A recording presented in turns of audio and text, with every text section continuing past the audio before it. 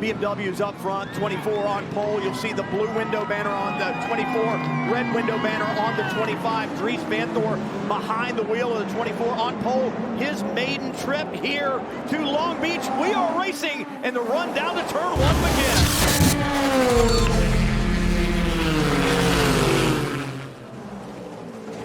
Split start, GTD starts behind GTP. Here we go into turn one. Vanthoor with the lead. Oh, two Penske side by side. Oh! Narrowly missed the wall there. It looked like Tandy had to give it up a little bit. Shows you just how determined these drivers are to win. Tandy, I think, gets the better of it, and the 6 slides back a little bit. We know the 6 wants a victory. They're without one, but how hard do you press your teammates to get it, Calvin? Yeah, well, that was really tricky there for those two drivers to coexist there through that tricky turn one. It really funnels down there, and it's allowed Nick Yellerly aboard the 93 Acura, that's the red and white car right in center of the screen there as they go through turn 8 to split the 2 Penske Porsche machines. But Tandy's back on the attack early. Now we see a move here.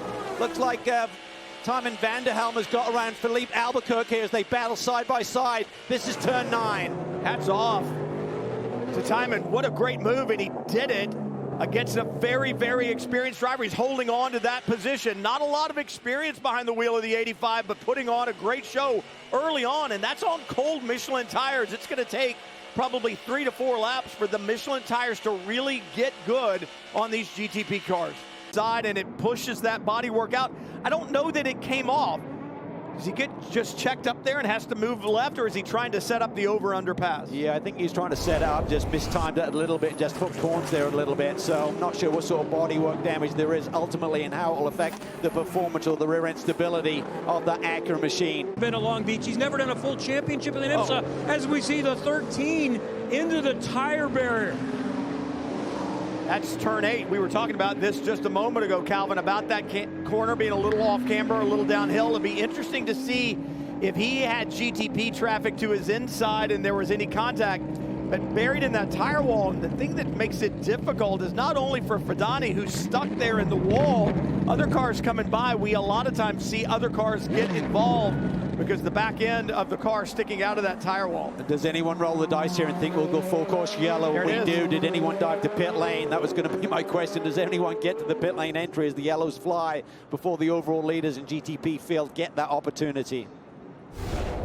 Take a look and see what happens to Fidani. It's not a GTP car. 78 way down to the inside. Yeah, and he just washes out wide there. So Misha Goigbert had the move to make, but then he just washes out wide, doesn't get down to the apex, and gives Ori Fidani nowhere to go. These cars are really tricky to get into reverse. Sometimes they'll get hooked up into that tire bundle. Looks like he's finally got it extricated from that situation, but in the meantime, we've got full course yellow. Welcome back to Long Beach under caution, and the window is open for GTP, so they're going to come in, and they don't need a whole lot of energy. So these are driver changes and really quick stops for the 24. Dries Vanthoor gets out, and Philip Hagen gets in, Dave. In Porsche land, the 7 gave way, Nick Tandy to Felipe Nasser. No tires changed there. As for the sister 6 car, Matthew Jaminet gave way to Matt Campbell. They took on rear tires. When they asked Campbell about the Jaminet about the balance of the race car before he hopped out, he said yes, it could stand to have the rears replaced for the end of the show. Split strategy there for BMW and Acura. They keep the 25 car for BMW out on the racetrack of Sheldon van der Linde. Blomqvist stays out in the 60 machine, but not a great stop in the changeover there for the 24 car. They lost a lot of spots there. You can see them there, 4th in line of the cars we're just looking at, let alone the 2 cars that elected to stay out. So split strategy, but that was not the stop they were looking for. Yeah, order on the way into the pits for those who came. The 24, the 7, the 93, the 6, and the 31. That was in. Out, the order was 7, 6, 93. Where's the 24? He's back there 4th in the line of the cars that came in. And then the 34 or 31 maintained station at the back of that line of GTP cars that pitted. The problem for GTD is the minimum drive time is 35 minutes. So if you come in right now, and then when you do another stop, that driver change is going to be the main factor in terms of how long you're on pit lane.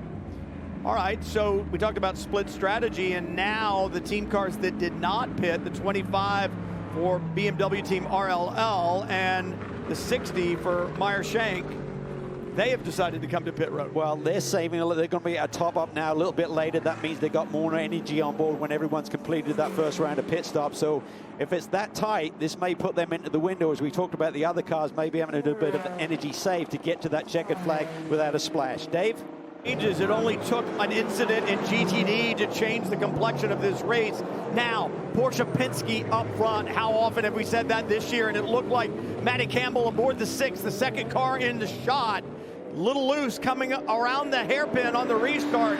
And Felipe Nasr, your championship point leader in GTP, big jump and a lead down to turn 1. Yeah, and we're talking about a man here who's very much in the zone. The performances that Felipe Nasr has been putting in all season long have been remarkable. As we now see the 93 car coming down pit lane. We know the car had that damage from the bump with Jaminet a little bit earlier in this race, so this could be strategy. I mean, it just opens up that window to get to the finish and top him off, but you're really losing a ton of track position to do it this late in the sequencing. Well, my question is, he's got damage.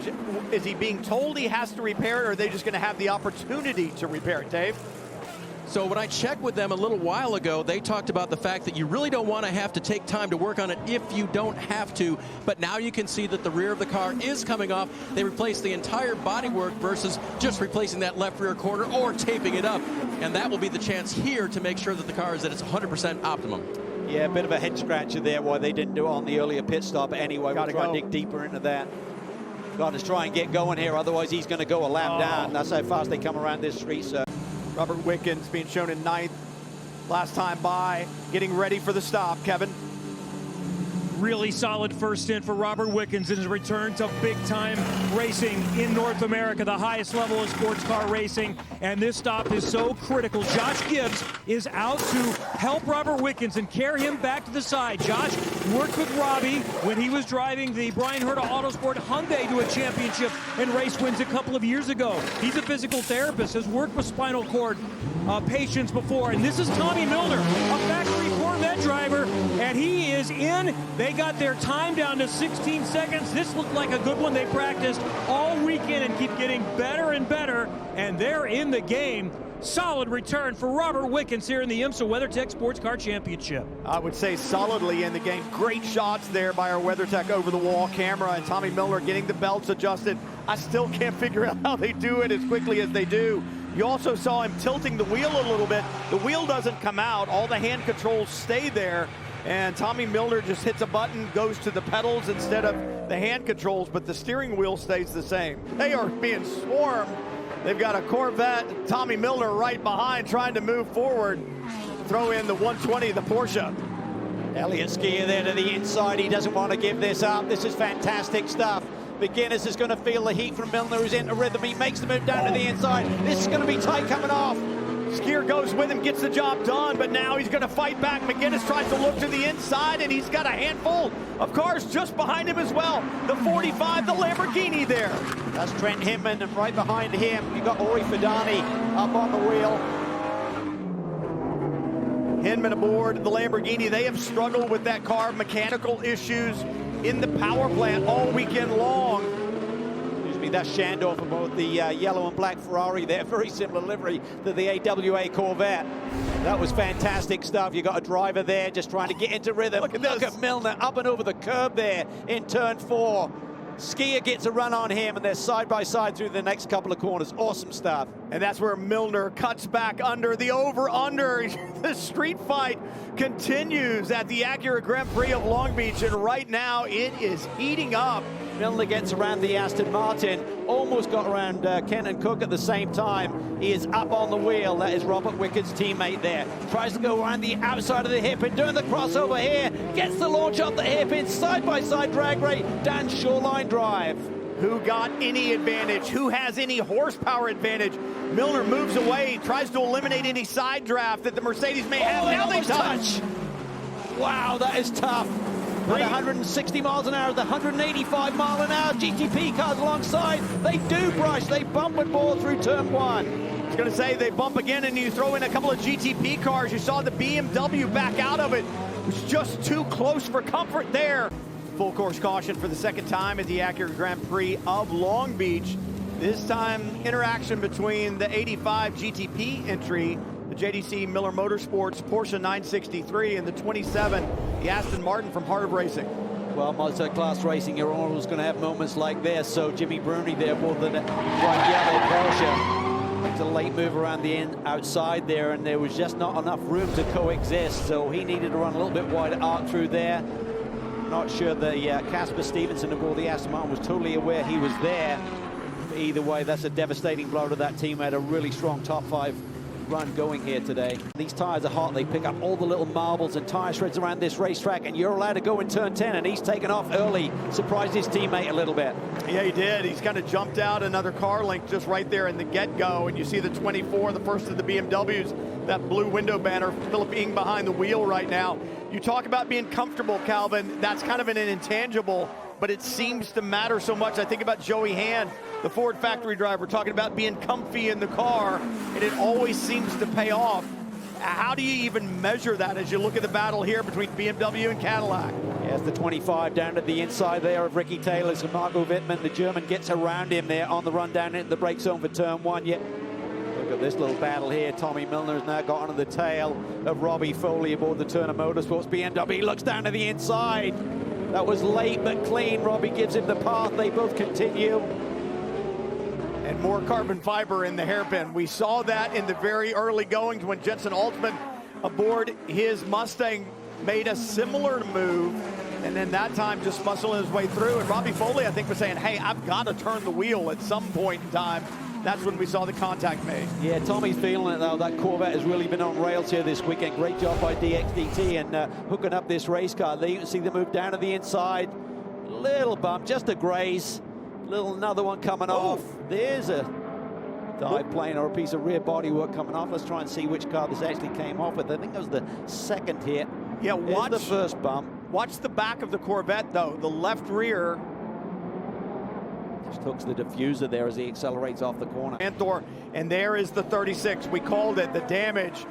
Officials calling him in. It's going to have to be fixed. Drama continues here at Long Beach, and we still have just under 17 minutes to go. The challenge he's gotten right now is in front of him with 5 GTD cars. Well, running like they are around a street circuit with the margins so small, you need to be in that rhythm. And I think if you back off, and there's the classic case of Ayrton Senna when he was going for another win at Monaco, where he did suddenly back off, and he suddenly crashed the race car, and he couldn't believe what he'd done. And I think he was out of his rhythm as we see the traffic there really dicey there down into that brake zone. So I think Nasser needs to stay up on the wheel. And I think his teammate has the pace behind him to make him push hard and stay in the zone. Well, this is somewhat what Nasser needed. He now has 3 GTD cars between himself and Matty Campbell. And I think the focus on the traffic in front of you keeps you in the game, doesn't it? I mean, you've got to work to get by these cars. So you got to keep focusing forward. That is exactly what Felipe Nasr is doing right now, looking for 3 in a row. White flag, 1 lap to go for Felipe Nasr. And when you look at the racetrack in front of him, the nearest car is up in turn 3 as he's approaching turn 1. So behind him is the number 6. But you've got to believe at this point in time, Matty Campbell has said, you know what? I don't like it. Bridesmaids again, but we're going to take those second place points. He's not close enough to even attempt the wildest move, and right now you got to think he's just saying, all right, it's a good points day for Porsche Penske. This is how we're going to finish. What's amazing, Brian, I mean, everyone looked at the BMWs coming in this weekend as they thought, oh, they got to be the car to beat, and certainly in qualifying they were, and then at the start of the race they had the pace and had the track position, but these Porsches have been quicker than the BMW in race trim by a couple of tenths. And that's just unbelievable what they can produce in race time conditions aboard these amazing Porsche prototypes. Felipe Nasr, the 32-year-old Brazilian, looking for his 14th class win, his 64th start. Nick Tandy, it would be 26 wins in IMSA WeatherTech sports car competition, and it will be those numbers. Nasr, Porsche Penske, win at Long Beach. Wow. Tim Cindric celebrating with Nick Tandy. Nick's just shaking his head. He just can't believe the run they're going on. And Porsche again, this time in GTD, AO Racing. Lawrence Vantor behind the wheel. He's won for Porsche before, and he does it again, this time at Long Beach. And for Johnny Edgar, think about that 21-year-old sharing a car with Lawrence Vanthor, and he takes his first victory in the IMSA WeatherTech Sports Car Championship. And he does it here at Long Beach, such a storied facility. You don't think he's excited? Felipe Nasr, #1. Yes, indeed, you are, Dave. I mean, another perfect day for Penske. Tandy and Nasr and the #7 again. How does domination feel? Feels incredible, and that's thanks to the team we have, and another amazing weekend. You know, it's hard to put words to say. You know, it's just we're just there working hard, giving everything we have, and it's paying off. And another one too for the team. So incredible day for Porsche Penske Motorsport, and I'm incredible happy to be here in Victory Lane again. This time Long Beach. And Nick keeps it in the game early. Did you see that save early on in the race? Incredible, incredible. And I had one as well when I got in the car right on after the pit stop and we went green. I had a moment in, I think in 8, where I just kind of lost the rear and saved it. I'm like, okay, it was tricky out there. You know, it's difficult to keep the car in one line, and then once I found my pace, I just kind of stayed there. But incredible. The car was mega to drive, so thanks to Porsche and Penske, another incredible weekend. So you have a little time off before Laguna Seca. Do you want to go catch any more peacock bass? Oh, I would if I if I can fit that. But well, we go testing in Laguna next week. It's non-stop here, and you know, one page at a time. Incredible to put our name in history. You know, we started the championship this way. It's a unique, a unique moment, I have to say, for everybody on board the program. And we just want to continue this way. There's a long way to go. Very well done. 3 in a row to start the season. Only the second time it's been done in the modern era. Penske Porsche Motorsports in Victory Lane again. And that's also a Porsche. And Lawrence Vanthor is also 3 for 3. Johnny Edgar, who we just talked to, has come in as well. I think your phone is going to start ringing a lot. If you want to win races, get Lawrence Vanthor in the car. What was this experience like, and what's sort of a one-off? Yeah, I mean, when they asked me, I love being in Long Beach. I love the karts and the Conde car, and my daughter was very happy about it. So everything was there to do this race, and yeah, 3 wins in a row. Okay, now in a different car, but then Felipe and Nick as well in GTP cars. It's pretty cool. Seems like we keep winning. And Johnny, you get a chance to learn from one of the great Porsche drivers. What's this experience been like for you this weekend? Yeah, it's been an amazing opportunity for me to race, and yeah, when I found out I'd be teaming with Lawrence, I was very excited. Obviously, he's had a lot of success in this car and also in the GTP, and yeah, I've just enjoyed the weekend, and I think we came here to win, and it's nice to do it. Congratulations, Johnny Edgar, Lawrence Vanthor. Victory Lane here at one of the big ones, Long Beach, and Rexy gets a win in a one-off situation. No, he did not. And I have a feeling that Nick might be checking in with some very tired kids in the UK. Yeah, I'm just talking to him. What time is it in the UK now? It must be about 2 o'clock in the morning. Yeah, what's the whole thing? Way early. How's Felix doing? What do you think of Dad's job here today? He said, awesome job on energy managing by Felipe. Honestly, you know, this is what won the race. Short stop, and then just awesome management, you know, so faultless again. Love it. And I asked Felipe about the domination aspect. Yeah, there he is. Hey, Felix. There he is. National television. He's never going to live it down, right? They can't see this bit. That's the problem. We'll tape it for him. We'll send him a copy. Yeah. Yeah. But this type of domination to start the year, my friend, and it leads toward a championship. You extend your lead on everybody else. Well, yeah, exactly. You know, it's our toughest competition at the moment is the sister car, which is awesome because, you know, if it's not us, then it's going to be them, and then you know, manufacturer points, team points, like you say, the championship coming out of the box with 3. I mean, we've had 3 thirds in qualifying and 3 wins, so we're trying to stick qualifying third, and it's just ticking over points. It's awesome. Well done, and great fuel management, Felipe. So while the 177 wins in GTD, remember, they're not running in the championship. That's normally a pro program. So sort of first in class is Jack Hawksworth and Parker Thompson. You come home second, and the team is 2-3. Ultimately, though, what determined it? You led the opening stint. How did they get the lead during the pit exchange? Yeah, well, I mean, overall, we had a great weekend.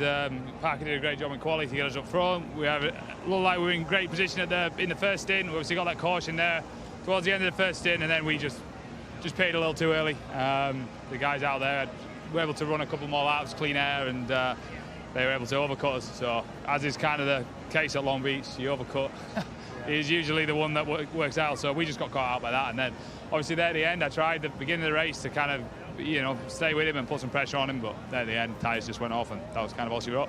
And Parker Thompson comes in. Pole, you did your job. You lead all your laps. How'd you feel about the weekend?